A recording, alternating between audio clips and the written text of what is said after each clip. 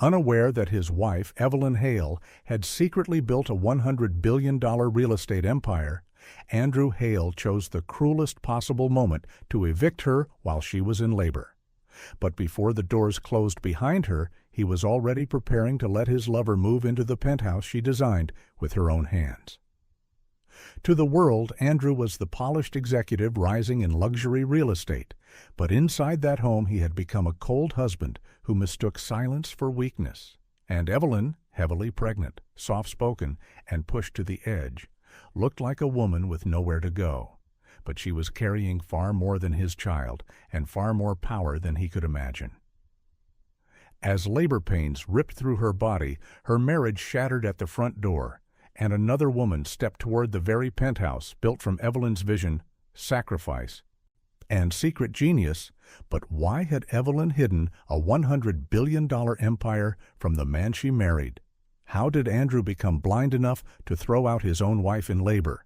And what would happen when the truth behind that penthouse, that lover, and that real estate empire could no longer stay buried? The morning did not begin with shouting.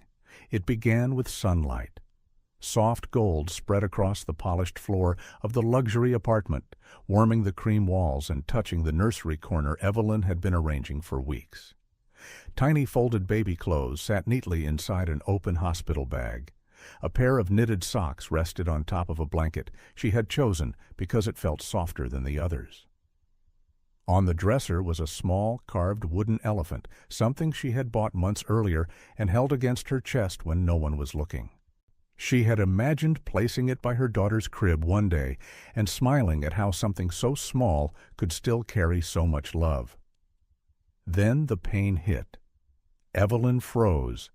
Her fingers dug into the edge of the dresser as the contraction tore through her lower body, deep and sharp, stealing the breath from her chest. She lowered her head and tried to breathe the way the doctor had taught her. Slow in, slow out. But this was stronger than the practice pains. This was real. "Andrew," she called, her voice strained but controlled. "Andrew?" No answer. She waited a second, one hand beneath her stomach, the other pressing into the wood for support. Her face tightened again as another wave rolled through, and this time her voice cracked. "Andrew!" Downstairs, Andrew Hale stood in the kitchen in a navy suit, his jaw clenched so tightly it looked painful. His phone glowed in his hand. A message from Celeste Monroe sat on the screen. "I'm not waiting anymore. I want to see the penthouse today. You promised me." His expression darkened. Just minutes earlier, he had received another email from the board, delaying the promotion he had already boasted about. Again. No proper explanation, just cold executive language about strategic oversight, restructuring, and final review. He was supposed to be moving up, supposed to be stepping into a bigger office, a bigger title, a bigger life. Instead, he felt like a man being quietly mocked by people above him. Then Evelyn called his name again. He looked toward the ceiling with irritation before shoving the phone into his pocket and walking upstairs. When he entered the room, he stopped. Evelyn was standing by the dresser, pale, sweating lightly, one hand gripping the wood, the other wrapped under her belly. "I think it's time," she whispered. "The contractions are close now. We need to go."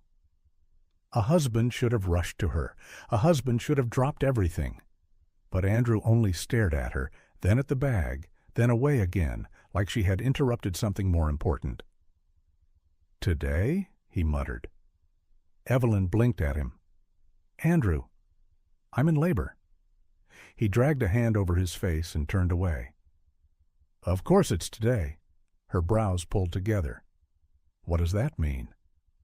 "It means everything always happens when I'm already dealing with something."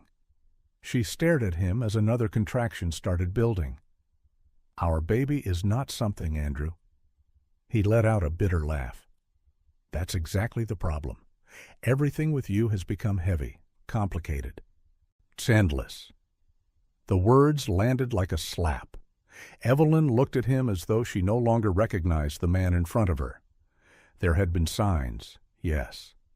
Too many late nights. Strange perfume. The way he flinched whenever she asked about work. The sudden distance. The coldness.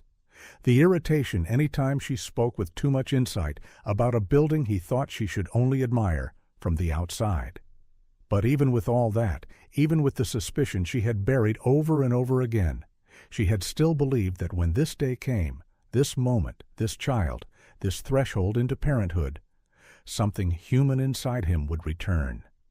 Instead, his phone vibrated again. He pulled it out. Celeste. That one glance changed him. The irritation in his face hardened into something colder, something deliberate. "I can't do this anymore," he said. Evelyn looked up slowly, breathing through pain. Do what? This marriage. For a second, even the labor disappeared behind the shock. "You're saying this now?" she asked. "Yes, now," he snapped, "because there is never a right time with you. There is always a mood, a silence, a problem, some emotional weight hanging in the room. I'm tired of it." Tears filled Evelyn's eyes, but her voice stayed soft. "I stood by you through everything." "And maybe that's the problem," Andrew shot back. "You stand there quietly, like you're some kind of saint, and expect me to be grateful." A sharp cry escaped Evelyn as another contraction gripped her harder than before. She bent forward, clutching the bedpost this time. "Please," she whispered. "Not now. Please. Let's go to the hospital first. We can talk later." But something had already broken inside Andrew long before that morning. It had broken one compromise at a time, one lie at a time, one act of vanity at a time. Celeste had fed the worst part of him until cruelty started feeling like confidence. She told him he deserved more, told him Evelyn was dead weight, told him a real woman would fit the life of a man rising in luxury real estate, not burden him with tears, pregnancy, and quiet moral judgment. And Andrew, weak enough to need someone to blame for his own emptiness, had believed her. He looked toward the half-open bedroom door and noticed one of the housemaids standing there, frozen, having clearly heard everything. Embarrassment flared, and embarrassment made him vicious. "No," he said coldly, "you need to leave." Evelyn slowly straightened, pain and disbelief fighting across her face. "What?" "You heard me. Get your things and leave. I'm done." Her lips parted. "Andrew, I'm in labor."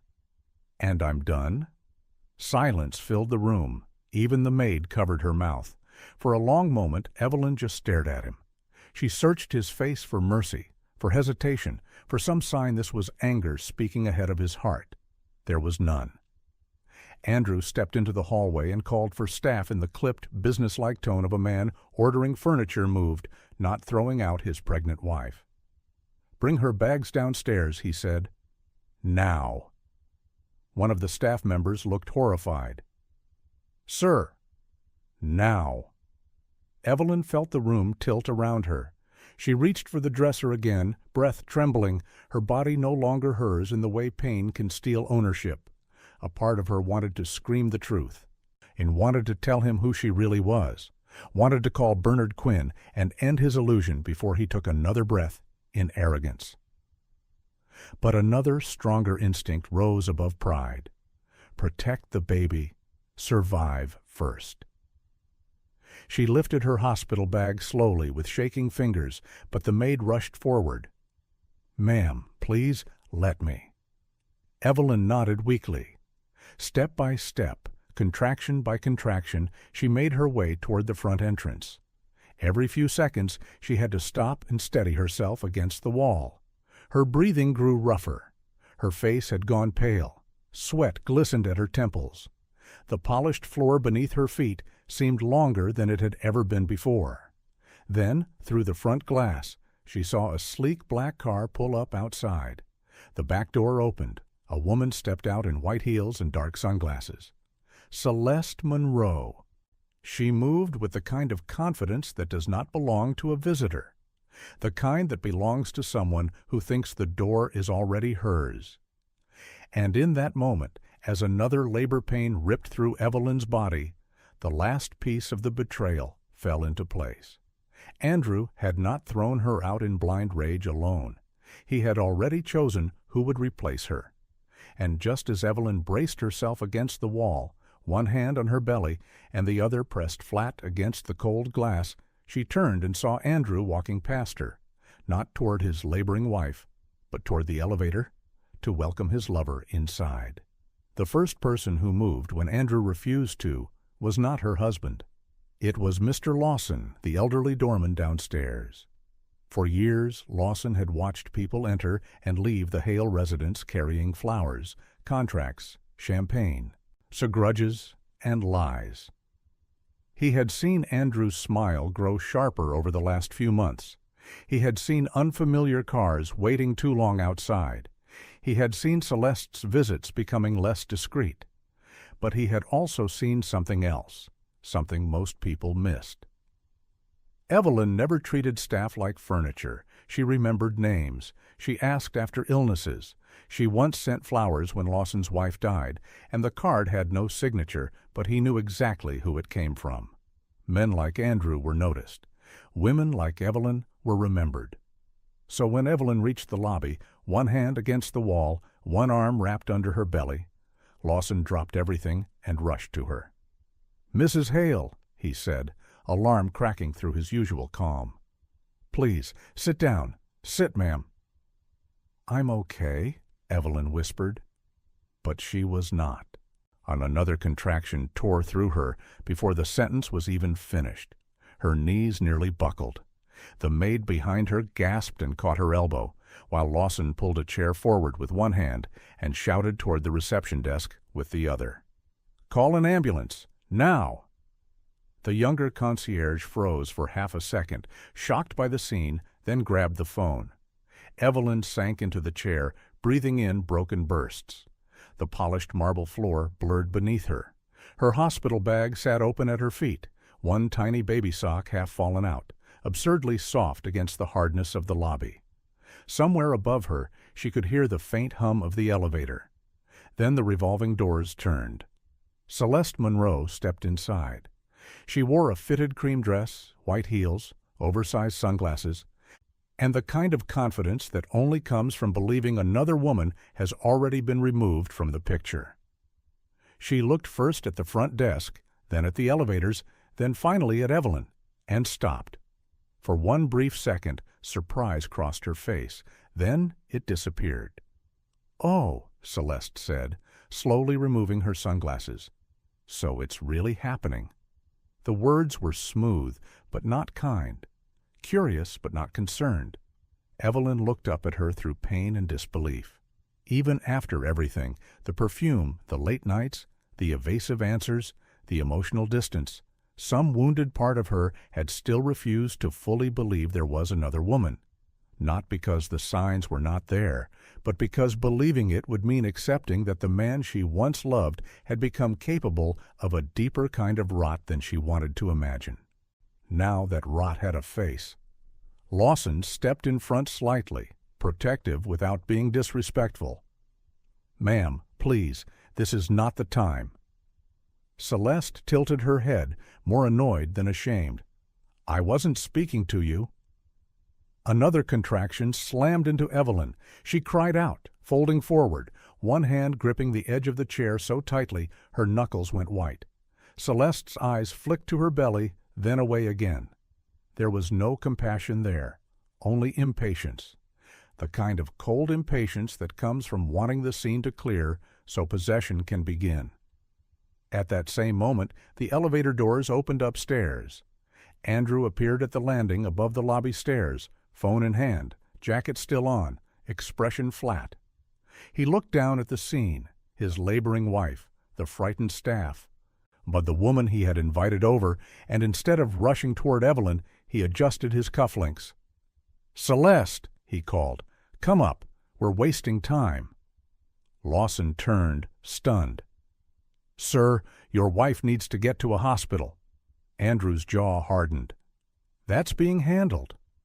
Evelyn slowly raised her eyes toward him. That was the moment something final broke, Not because he had cheated, not because he had asked her to leave, not even because he had chosen Celeste, but because when the whole truth stood exposed in front of everyone, her labor, his betrayal, the humiliation, the fear, he still chose not to come down. He chose distance, he chose image, he chose cruelty in the open.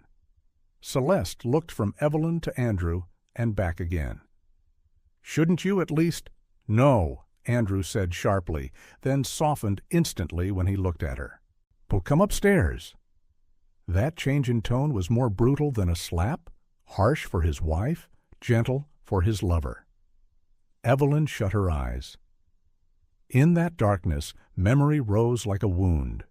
Years ago, before Andrew, before the marriage, before society pages ever printed her photo beside his, Evelyn had stood barefoot in her father's studio at 14 years old, watching dust turn gold in afternoon light as he bent over a drafting table.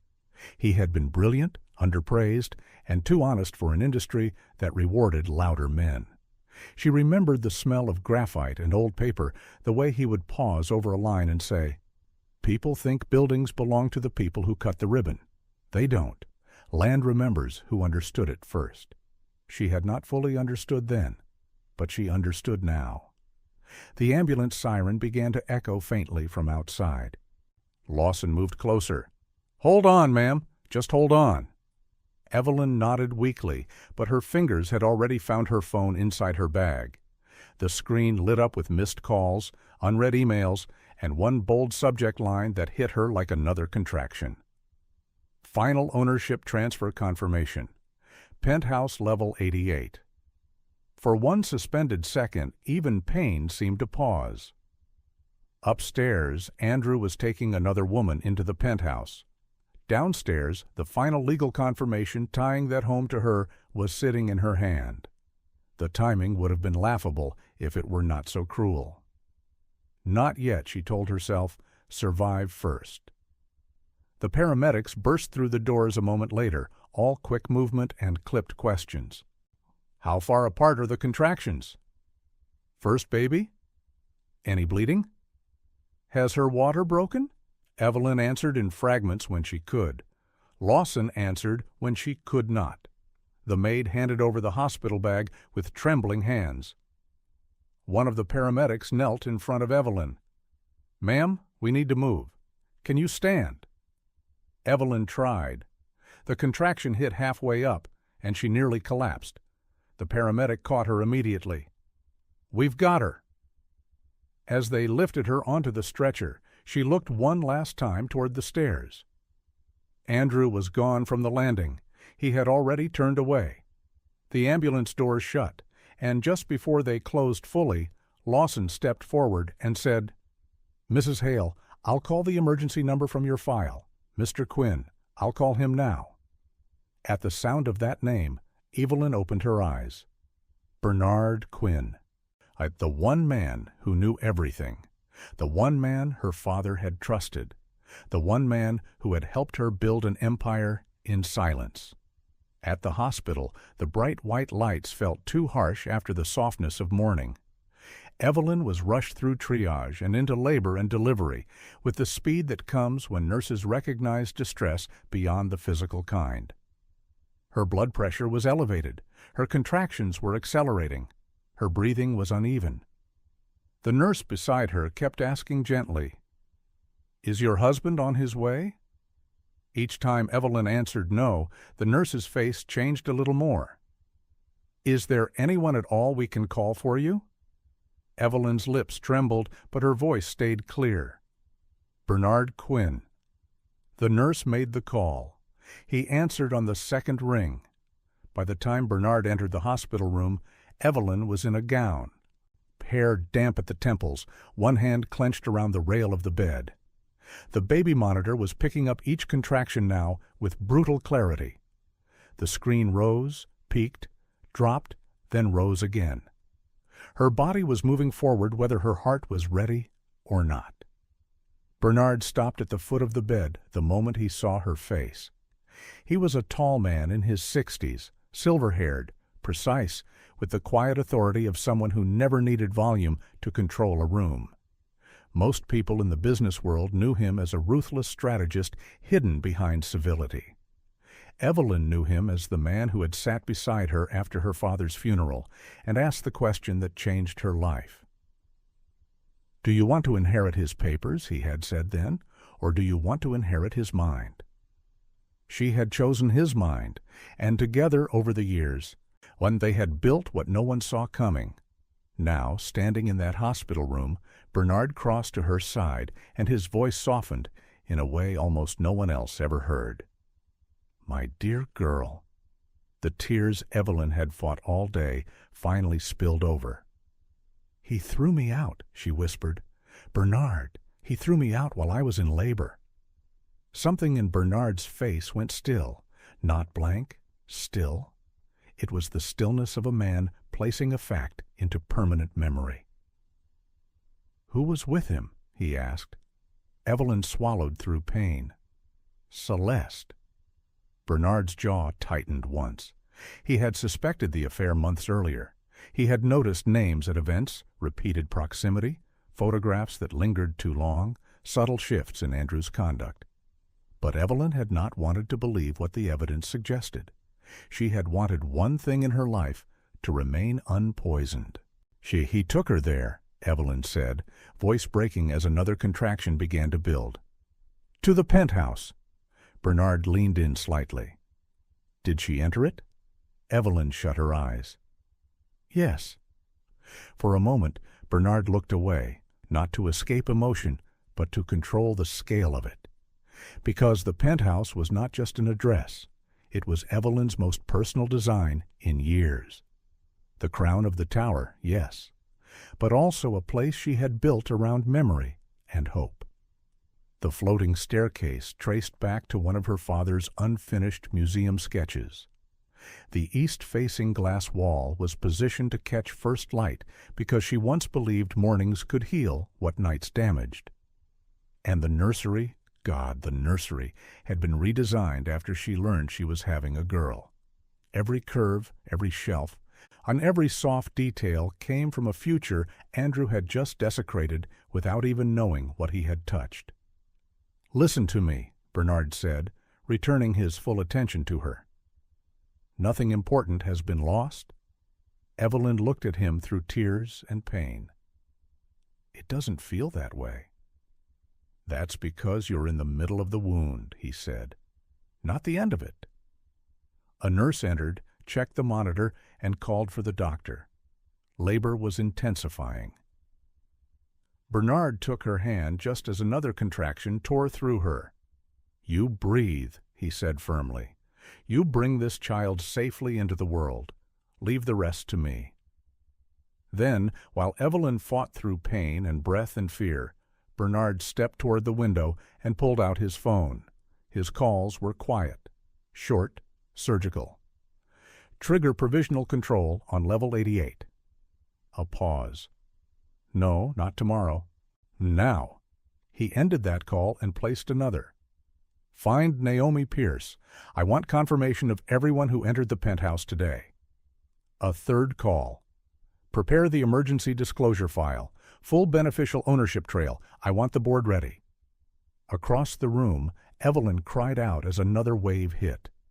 Bernard turned to look at her, then out beyond the hospital glass toward the skyline, where the tower stood in the distance, shining in the afternoon light like a monument to someone else's illusion. Andrew thought he had thrown a helpless woman out of his life.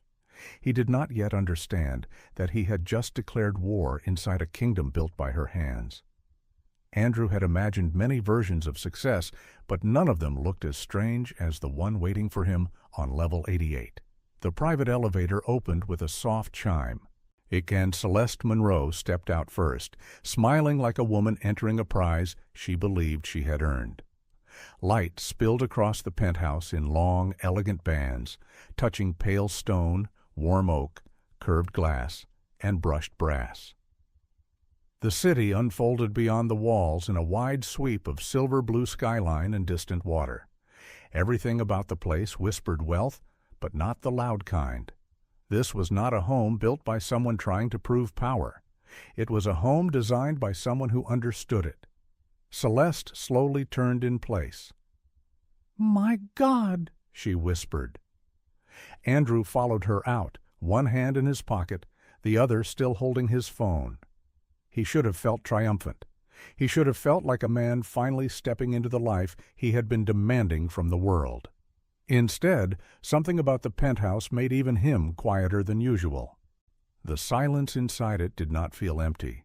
It felt occupied by thought, by memory, by intention. "I told you it was worth the wait," he said. Celeste walked toward the massive window wall, her heels clicking once against the stone before she slipped them off and let them fall carelessly by the entrance. "Worth the wait?" she said, dragging her fingers across the marble island in the open kitchen. "Andrew, this isn't a penthouse. This is a statement." Andrew gave a tight smile. But the words scraped against something in him, because he knew, even if he had never said it aloud, that the place had always felt different from the rest of the tower. The layouts he had toured before were luxurious, yes, but predictable. This one had soul. It irritated him that he could feel that and not explain it. More than once during development, he had walked through the half-finished shell and felt like he was trespassing inside someone else's mind. Celeste wandered deeper into the living area, admiring everything with the hunger of someone who had spent years studying how rich people lived so she could one day stand among them without looking impressed. But she was impressed. "This lighting is unbelievable," she murmured. "And these lines?" She ran her hand along the curve of a built-in shelf and laughed softly. "You really did it." Andrew loosened his tie. "I told you I'd take care of you." Those words should have sounded romantic. Instead, they sounded rehearsed. Celeste either did not notice or chose not to. She had already moved on to the dining area, on where a long table sat beneath a sculptural chandelier that looked like floating gold threads frozen in air. A shallow bowl sat at its center, empty except for a folded handwritten card tucked beneath it. Celeste picked it up. Andrew's pulse jumped before he even knew why. "What is that?" she asked. He crossed the room and took the card from her too quickly. It was blank on the outside, cream-colored, expensive. He opened it. Nothing was written inside. Still, his jaw tightened. It was just stationery, probably left by the design team. Yet his mind flashed backward to Evelyn sitting at a desk months earlier, writing and rewriting baby names in neat, careful script, inside little blank cards she kept tucked in a drawer because, as she once said with a shy smile, "Some names feel different once you see them in writing." Andrew shut the card and dropped it back into the bowl. Celeste watched him. "You're acting strange." "I'm tired," he said. "That's all." "Your wife is gone, Andrew. You got what you wanted." The bluntness of it hung in the room. He turned away. "Don't call her that right now." Celeste's expression shifted slightly. "What exactly am I supposed to call her?" He didn't answer, because in that moment the truth was uglier than either of them wanted to touch. Evelyn was still his wife, not a memory, not an inconvenience already erased. His wife, at a hospital, in labor. While he stood in another home with another woman pretending a line had been crossed cleanly when in fact it had been crossed through blood. Celeste moved on before the silence could deepen. She pushed open a hidden oak panel near the hallway and frowned. "What's in here?" Andrew followed her, and both of them stopped. It was the nursery, not an empty extra room, not a generic future space. A nursery, warm cream walls, soft recessed lighting, a curved crib in natural wood, shelves lined with children's books, a woven rug beneath the window, a rocking chair by the corner, and on one shelf beside a framed moon and stars sketch sat a small carved wooden elephant. Celeste stood still in the doorway. "Andrew," he said nothing. She turned slowly to him. "What is this?" He forced his face blank. "A leftover concept. It'll be changed." Celeste laughed once, but there was no humor in it. A leftover concept? This room was built for a baby? His voice hardened. Then we'll redesign it. She folded her arms. Was Evelyn supposed to move in here? The question struck deeper than it should have, not because he knew the full truth, but because some buried part of him had always known the penthouse meant something personal to Evelyn.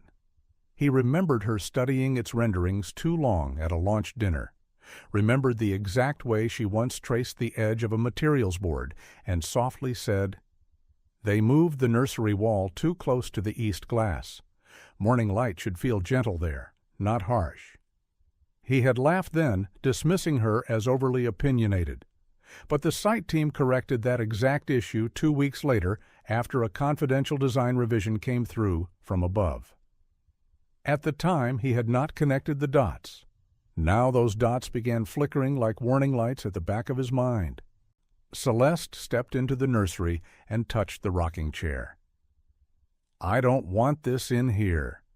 Andrew stared at the carved elephant. He remembered that, too. Evelyn had bought it from a woodworker on a quiet weekend drive out of town. She had held it up in the late sunlight and smiled in a way he had barely looked at because he was answering emails. "Our daughter will love this," she had said. His throat tightened unexpectedly. "Our daughter." The words came back now like accusation.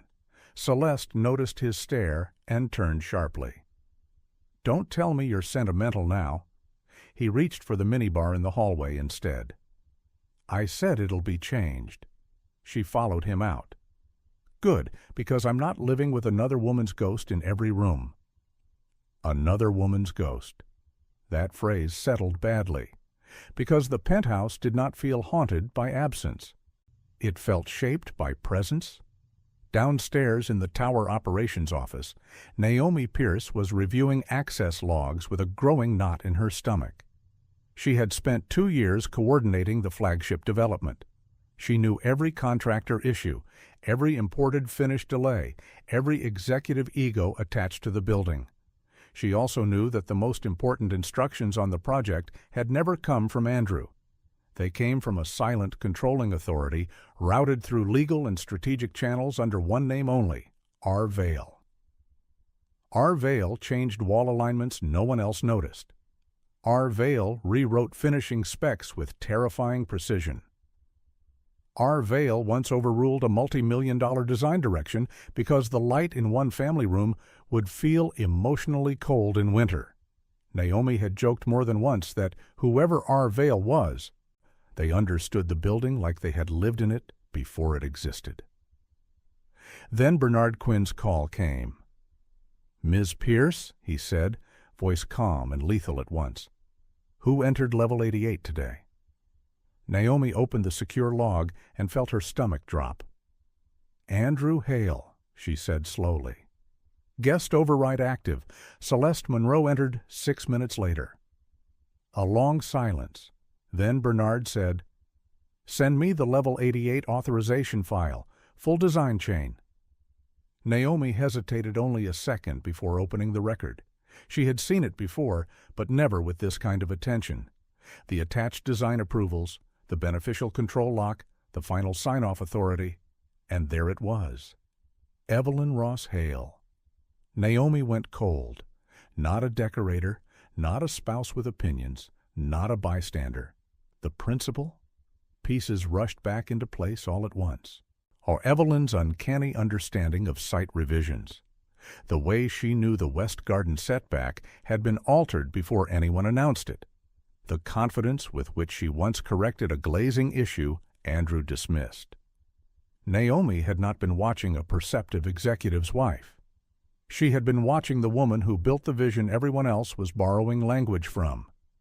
Upstairs, Celeste had already opened cabinets, drawers, closets. "There's barely anything here," she said. "Who stages a place like this without fully dressing it?" Andrew poured himself a drink. It was waiting for final transfer. Celeste turned. To who? He did not answer fast enough. Her eyes narrowed. "Andrew." Before he could speak, a soft electronic tone cut through the room. Both of them turned toward the residence control screen near the entry. Silver letters appeared across the glass panel. Ownership verification update in progress. Some access permissions may change without notice. Celeste lowered her hand from the cabinet slowly. Andrew stared at the screen, drink halfway to his mouth. He tried to laugh, but the sound died quickly. "What does that mean?" Celeste asked. "Nothing. System refresh." "Doesn't look like nothing." As if answering her, another soft click echoed from the hallway. The nursery door locked, then the study, then part of the dressing suite. One by one, the penthouse began closing itself to them. And for the first time since he threw Evelyn out, Andrew felt something cold move through his chest. Not guilt, not yet. Fear. At the hospital, Evelyn's body no longer belonged to clocks. Time had broken apart into pain, breath, pressure, and the sound of voices reaching her from far away. The contractions were no longer arriving in waves she could prepare for. They were overtaking her, pulling everything inward, demanding more of her body than grief had left her ready to give. Sweat clung to her skin. Loose strands of hair stuck to her face. The white sheets beneath her hands were twisted from how hard she kept gripping them. "Breathe with me, Evelyn," the nurse said, steady and close. "That's it. In and out. Don't fight it." But how do you not fight pain when pain had already taken so much from you before the child even arrived? Evelyn turned her face into the pillow and cried out as another contraction tore through her. It was sharp, then crushing, then deep enough to feel ancient. The kind of pain that seemed to come from generations of women before her. All of them enduring things men would never fully understand. Bernard stood by the window, one hand in his pocket, one hand holding his phone. He had moved half the city before without lifting his voice, but right now he looked like a man standing on the edge of something personal. His silver hair caught the late afternoon light, but there was nothing soft in his face anymore. He watched Evelyn struggle and remembered another day, years ago, when she was 24 and sitting across from him in black after her father's burial. Her hands had been folded too neatly in her lap, the way people fold themselves when grief is the only thing keeping them upright. She had not cried in his office that day. She had only looked at the stack of architectural journals and land maps her father left behind and asked, very quietly, "What happens to work when the person who understood it best is gone?" Bernard had answered her with the truth. It survives only if someone else is brave enough to understand it next. She had become that someone. And now, watching her labor alone after being thrown out by a man too blind to know what he had been standing beside, Bernard felt something colder than professional outrage settle permanently in his chest. A nurse adjusted the monitor. "She's progressing fast." Fast. Everything was moving fast now. In the tower, Naomi Pierce was no longer just reviewing files. She was pulling threads. The moment she saw Evelyn's name on the Level 88 authorization trail, the past 2 years rearranged themselves in her mind with frightening clarity. Showed the site visit where Evelyn walked the unfinished floor in low heels and paused by the east glass, studying the angle of morning light, like someone checking whether memory had been respected. The time a revised note came down through legal channels insisting that the nursery alcove remain softened, not squared off, because a child should not wake up in a room that feels designed for photographs. Naomi had thought the instruction was odd, intimate, too emotionally precise for a board member. Now it made sense. She opened another file, then another. The deeper she went, the worse Andrew's situation became. He was not merely a husband who had cheated on a powerful woman. He had falsely assumed control over space that legally, financially, and creatively belonged to her. His mistake was not only moral, it was catastrophic. Naomi picked up her phone and called Bernard back. "I have it all," she said. "The access logs, the residence control chain, the design approvals, the beneficial structure tied to Ross Urban Holdings." Bernard's voice remained flat. "And?" Naomi swallowed. Andrew and Celeste should never have been able to stay there. Guest access was temporary and conditional on final confirmation. Once ownership verification triggered, the residents began auto-reassigning permissions to the principal holder. A pause. Then Bernard asked, "Do they know who the principal holder is?" "No." "Good," he said. "Keep it that way until morning." Back at the hospital, Evelyn's eyes opened slowly as another contraction passed. "Water?" she whispered. The nurse held the cup for her. Evelyn took a tiny sip, then turned her face toward Bernard. "The penthouse," she said, voice weak. Bernard moved closer. "Leave it." She built every room in her head before it existed. The nurse glanced at him, confused. Bernard understood immediately that Evelyn was not fully speaking about herself in the present. Pain had opened a door between memory and now. This happened sometimes during great physical strain. The mind reached for its oldest truths. Evelyn stared at the ceiling, but what she was seeing was years earlier. Her father at the drafting table, the smell of graphite and cedar. His hands, broad and careful, showing her how a line could hold weight before a wall ever stood there. "Never design only for status," he had told her one evening when she was still young enough to sit cross-legged on the studio floor. Design for the life people are too afraid to say they want." That sentence had shaped her more than any lecture at university, more than any market analysis, more than any private equity strategist who later underestimated her because she spoke gently. The penthouse was the purest thing she had designed in years because it had not been built for applause. It had been built for a family, her family. The nurse touched her shoulder. "Evelyn, stay with me." She nodded faintly, then cried out again as her body pulled her back into the present. Across the city, Level 88 was beginning to feel less like a reward and more like an accusation. Celeste stood in front of the sealed nursery door with her arms folded. "This is ridiculous," she said. "Open it." Andrew tried the control panel again. Red light. Denied. He swore under his breath. Celeste looked at him sharply. "Tell me the truth. Did you lie to me about this place?" Andrew turned on her. "Watch your tone." "My tone?" she snapped. "I walked into this penthouse believing you had secured it. Now the doors are locking themselves, screens are flashing ownership warnings, and you're standing there acting like this is normal." "It is a systems issue." She laughed, but it came out brittle. "No, this is bigger than a systems issue. Homes do not reject people for no reason." That line landed harder than she meant it to, because Andrew had started to feel it too.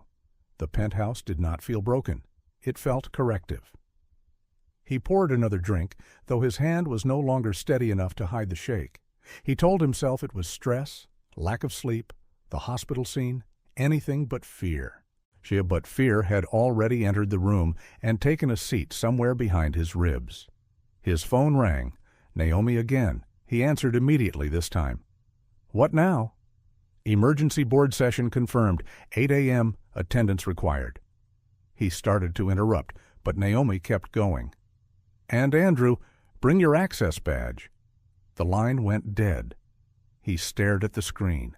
Celeste took a slow step toward him. What did she say? "Board meeting." Her eyes narrowed. "About what?" "I don't know." But even as he said it, something in him did know. Not the truth itself. Only that whatever explanation had once made him feel safe was collapsing. Back in labor and delivery, the doctor entered and checked Evelyn again. "It's time," she said. "We're close." The room changed immediately. Nurses moved with greater urgency. Gloves, towels, instruments.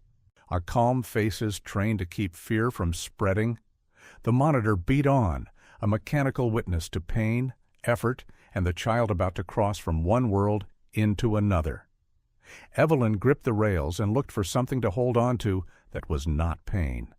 Her mind found Clara. The name had come to her in silence months ago, one dawn while she sat alone with a mug of tea in the half-finished penthouse, watching first light spread across the glass. Clara? Bright, clear, light. She had almost told Andrew that morning. He had taken a call and never came back to the conversation. Now the name returned stronger than ever. "Again," the doctor urged. "Push." Evelyn screamed and pushed. Bernard stepped closer, not crowding her, but near enough that she could hear him when everything else blurred. "You are not alone," he said. And those 4 words nearly broke her more than the pain, because that was the deepest wound of the day, that she had been made to feel abandoned at the one moment no woman should ever be. She pushed again, and while she pushed, Bernard sent one final text without looking down fully. Proceed. Freeze all discretionary residence privileges. Morning disclosure stands. In the tower, a silent chain reaction moved through servers, legal permissions, residence controls, executive alerts. The city had not yet heard Evelyn's name, but the structures she built had. One more contraction rose, brutal and unstoppable. The doctor's voice cut through it. "One more, Evelyn. One more." She bore down with every ounce of pain, rage, heartbreak, and love left in her body. Then, a cry, tiny, sudden, fierce. The whole room stopped, for one suspended second, and the world that had been cruel all day gave something back. The nurse lifted the baby, and Evelyn's face crumpled the moment she heard that sound again. Not polished tears, not quiet pain. Real tears, deep tears. The kind that come when suffering and miracle arrive in the same breath. "It's a girl," the nurse said softly. "A girl. Clara." They placed the baby on Evelyn's chest, and all the hard lines in her face broke open into awe. Clara was warm, damp, furious at life's first inconvenience, and impossibly small. Her fingers opened and closed once against Evelyn's skin, as if searching for proof that the world, after all, might still contain safety. Evelyn let out a broken laugh through tears. "Hello, my baby," she whispered. "Hello, Clara." Bernard turned away for a second and removed his glasses. No one in the room pretended not to notice. A few minutes later, when the nurses stepped back to let mother and child breathe inside that fragile first piece, there was a knock at the door. Naomi entered quietly with a secure black folder in her hands. She stopped when she saw the baby. All the hard professional urgency on her face softened. "She's beautiful," Naomi said. Evelyn looked up, exhausted, pale, transformed. "You know now?" It was not a question. Naomi nodded. "Yes, and I'm sorry I didn't understand sooner." She crossed the room and handed the folder to Bernard. Inside were the access logs, the residence control sequence, the final beneficial ownership trail, and the Level 88 design authorization bearing Evelyn's full legal name. Nothing was hidden anymore. Bernard scanned the first page, then looked at Evelyn. She lowered her eyes to Clara sleeping against her chest. Her voice, when it came, was soft. "Call the meeting." At that exact moment, far above them in the penthouse, the final smart lock engaged with a clean metallic click. The nursery door sealed completely. The resident system reassigned primary control. And for the first time since throwing his wife out, Andrew found himself standing in a home that no longer even pretended to belong to him. Morning came with the kind of brightness that made yesterday feel even more unforgivable. Andrew had not slept. The penthouse would not let him. All night, Level 88 had felt less like a reward and more like a place waiting for him to understand something too late. The city lights had glittered outside the glass in distant silence, but inside, small humiliations kept piling up. The nursery remained locked. One section of the dressing suite denied access. The residence control panel had reset itself twice, Even the temperature shifted lower before dawn, leaving the air with a coolness that made the whole place feel emotionally withdrawn, as if the home itself had decided he did not belong inside its comfort. Celeste had slept badly too, though she would not call it fear. She stood in the kitchen the next morning in one of Evelyn's silk robes, arms folded, eyes hard. Her makeup was minimal now, her expression stripped of yesterday's triumph. Without the smile and heels and practiced glamour, she looked like what she really was in that moment, a woman who had followed ambition into a room that was beginning to reject her. "I told you something was wrong," she said as Andrew tried the access panel again near the study. "Doors don't lock themselves against owners." Andrew's mouth tightened. "Enough?" "No," Celeste shot back. "Not enough. You brought me here like this penthouse was yours. You said it was handled. You said there was nothing standing in the way." He turned toward her too quickly. "There isn't." "Then why does the system keep flashing ownership verification warnings?" He looked away. That was answer enough. The silence that followed was sharp, humiliating, and full of things neither of them wanted to say out loud. Because somewhere under the anger, both of them were beginning to sense the same thing. They had stepped into a life that had not opened for them. They had forced themselves into it. Andrew's phone buzzed. Board reminder. 8 a.m. Mandatory attendance. Bring access badge. Those last 3 words stayed with him longer than they should have. They sounded simple, administrative, routine. But instinct told him they were not. He grabbed his jacket from the back of a chair and headed toward the elevator. Celeste straightened. "I'm coming." "No." Her laugh was short and bitter. "You don't get to say no to me now. If this place involves me, I'm not staying behind while you go find out I've been made a fool of." Andrew gave her a long look, but he no longer had enough control to argue properly. So she followed. The drive down the executive levels felt longer than it should have. The tower's mirrored walls reflected them back in cold fragments. Andrew, in yesterday's confidence, now reduced to tension and fatigue. Celeste trying to hold on to elegance with irritation standing underneath it. And for a fleeting second, as the elevator descended, Andrew remembered another elevator months ago. Evelyn had been beside him then, one hand resting lightly over her stomach after they found out the baby was a girl. He had been half listening while scanning emails. She had smiled at him and asked, "If she gets your eyes and my patience, do you think she'll survive us?" He had laughed faintly without really hearing her. Now that memory returned with cruel precision, because patience was exactly what he had spent years misreading in Evelyn. He had mistaken restraint for weakness. He had mistaken silence for dependence. He had mistaken a woman's refusal to announce her strength as proof that she had none. When the executive boardroom doors opened, the air inside felt wrong immediately.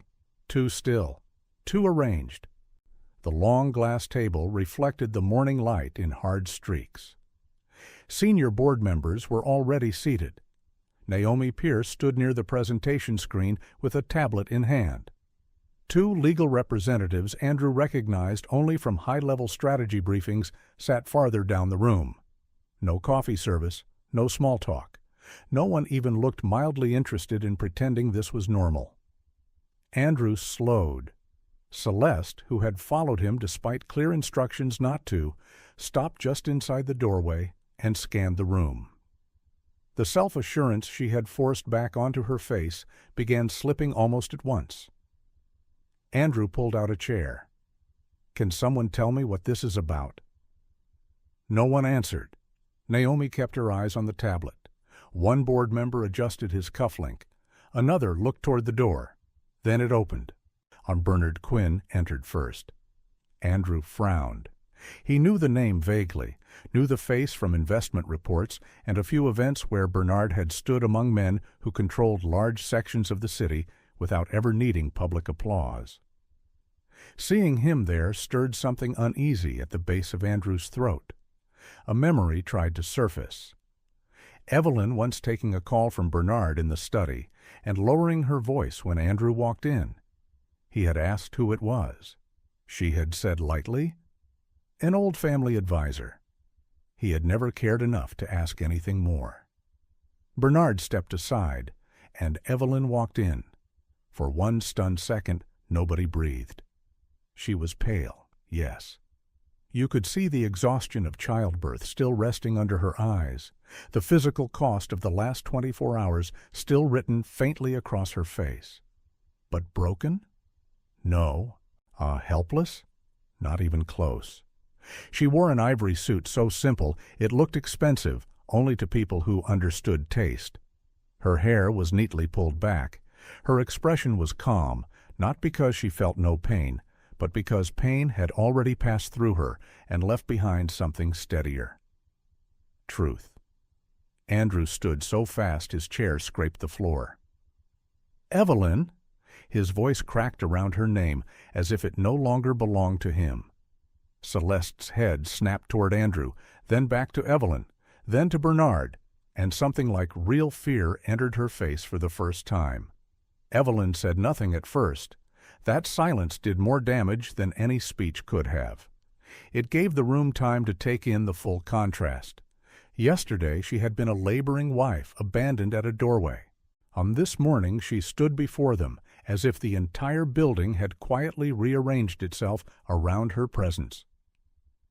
Bernard moved to the head of the table and placed a thick folder down with controlled precision. "Let us begin." Andrew looked from Bernard to Evelyn again. "What is she doing here?" Bernard's eyes did not even flicker. "Mrs. Hale is here because this meeting concerns assets, authority, design ownership, executive misconduct, unauthorized residential occupancy, and beneficial control over the flagship tower portfolio." Andrew gave a disbelieving laugh. "What does any of that have to do with Evelyn?" At that, several people in the room looked at him with something close to pity. Naomi finally lifted her gaze. Everything Andrew had once read as ordinary professional respect in her face was gone. What remained was distance, of the kind people keep from someone who has stepped into disaster too arrogantly to notice. Bernard opened the first file. "The land beneath this tower," he said calmly, "was acquired through a chain of silent holding entities beginning 7 years ago. Those entities roll upward through Ross Urban Holdings and its strategic affiliates." He slid a document across the table. "The primary development financing structure traces to the same network." Another document.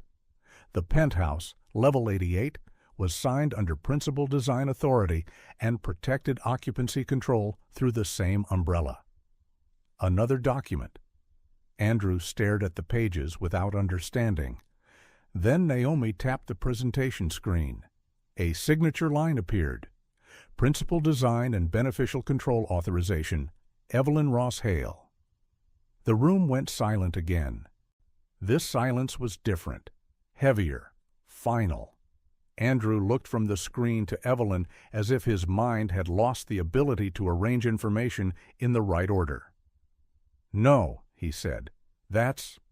No, that's not possible." Evelyn finally spoke, and her voice was low, steady, and devastating, precisely because it did not try to be. "You never asked what I was building, Andrew. You only asked what I could be for you." The sentence hit like a verdict, and all at once memory began turning against him. Evelyn standing too long over tower renderings at launch dinners. Evelyn correcting a zoning assumption he made in front of investors. Evelyn walking a construction site, once in flats, and quietly telling a site, "Lead the east light in the family wing," would feel wrong if the glass treatment stayed as planned. Evelyn tracing materials with her fingertips the way musicians touch instruments they understand. He had always felt irritated by those moments. Now he understood why. They were not guesses. They were authorship. Bernard continued, each fact placed with surgical calm. Mrs. Hale's empire, built privately and legally through protected structures, currently controls a broader real estate portfolio valued at approximately $100 billion. Celeste inhaled sharply. One of the board members folded his hands. Naomi advanced to the next slide: acquisition maps, holding structures, valuation summaries, design chain history. Every line led back to Evelyn. Not Andrew. Never Andrew. Celeste looked at him in horror. "You said she was just—" She stopped because there was no safe way to finish that sentence now. Just quiet? Or just pregnant? Just his wife? Just in the way? Evelyn turned her head toward Celeste, and there was no cruelty in her expression. That made it worse. "That was his habit," Evelyn said softly, telling himself ownership over things he did not build. Celeste took a step backward. For the first time since entering Andrew's life, she looked less like a seductress and more like a trespasser who had finally seen the real house deed. Andrew shook his head. "I didn't know." Bernard closed the final folder. "That is not the defense you believe it is." Andrew turned toward Evelyn, desperation beginning to break through pride. "Evelyn, I swear to you, I didn't know about any of this." Her gaze held his. There was heartbreak in it still, yes. But there was also clarity now, and clarity is merciless to self-serving excuses. "You knew I was in labor," she said. The words were quiet. Nobody in the room moved. "You knew I was your wife. You knew that home meant something to me. You knew enough to be decent, Andrew. You did not need to know I built an empire to choose kindness." That was the sentence that destroyed him, because no amount of ignorance, no missing financial file, no hidden ownership structure, no surprise fortune could erase the one thing he absolutely had known. She had been in pain, and he had chosen cruelty anyway. The chairman finally spoke. "Effective immediately, Andrew Hale is terminated for executive misconduct, false representation, access abuse, and unauthorized occupancy actions regarding Level 88. Andrew looked at him as if the man had spoken another language. The chairman continued without emotion. "Your badge and device access are revoked at the close of this meeting." He turned to security at the doors. "Ms. Monroe is to be escorted from the residence immediately." Celeste went white. "You can't be serious." Naomi did not look at her. "Residence reassignment is already complete." That phrase landed with stunning force. Already complete. It meant the penthouse had not merely been disputed. It had already gone back where it belonged. Celeste looked toward Andrew, waiting for him to do something, say something, salvage something. But the man she had tied herself to was no longer standing on solid ground. His title was gone. His leverage was gone. His access was gone. Even his version of the story was gone.